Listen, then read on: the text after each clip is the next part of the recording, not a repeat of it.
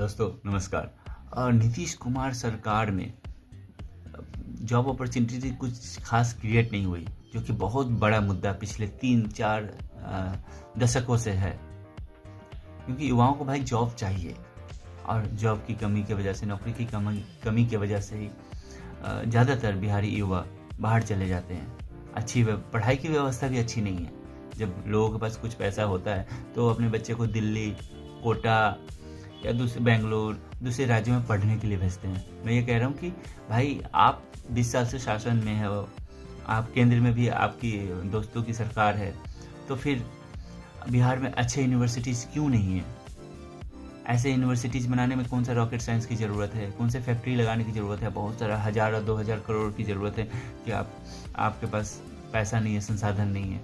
Universities बनाने में मुश्किल से 100-200 करोड़ रुपए की खर्च होती है, जो कि आप कर सकते हैं, जो कि केंद्र सरकार कर सकती है। लेकिन ये बिहार के प्रति घृणा ही है, बिहार के प्रति भेदभाव ही है कि बड़े यूनिवर्सिटी बिहार में नहीं खुल रहे। नालंदा यूनिवर्सिटी खुला था, लेकिन इस बात को भी कई साल हो गए।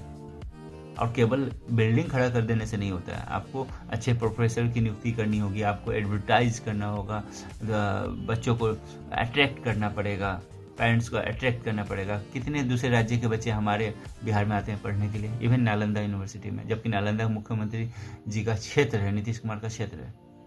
वो सब छोड़िए, इवन प्राइवेट क्षेत्र में मैं एक दोस्त से बात कर रहा था कि बिहार में एक गार्ड की, जो प्राइवेट सिक्योरिटी गार्ड होती हैं, जिनकी सैलरी मुश्किल से 10 से 15 हज़ार रुपये होता है, उसकी जॉब के लिए भी घूस देना पड़ रहा है। 20,000 रुपये घूस मांगते हैं बिहार में कुछ लोग नौकरी, प्राइवेट में नौकरी दिलाने के लिए। सोचिए, इससे बड़ा नौकरी क्या हो सकती है? ये सरकारी नौकरी की बात नहीं हो रही है, प्राइवेट जॉब में भी नौकरी पाने के लिए आपको घूस देना पड़ रहा है। ये भ्रष्टाचार की प्रकाष्ठा नहीं है तो और क्या है? मेरे एक दोस्त एक बहुत बड़ा इंफ्रास्ट्रक्चर कंपनी में काम करता है। वो मुझे बताता है कि कई बार होता है कि 2-2, 3-3 महीने तक सैलरी नहीं आती है, क्योंकि प्राइवेट जॉब है। अगर मैं बोलूँगा, आवाज़ उठाऊँगा तो मुझे नौकरी से निकाल दी जाएगी, और कोई आवाज़ नहीं उठाता।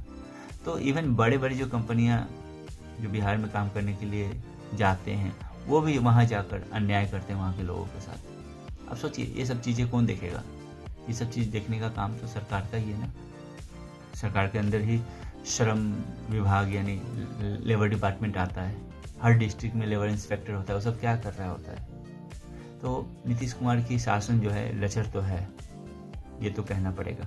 खासकर इस वाले टर्म में कोई नहीं कहेगा कि ये पुराने नीतीश कुमार हैं। तो दोस्तों, अब आपका फैसला है, समय है कि आप सही फैसला लें, बिहार को सही डायरेक्शन में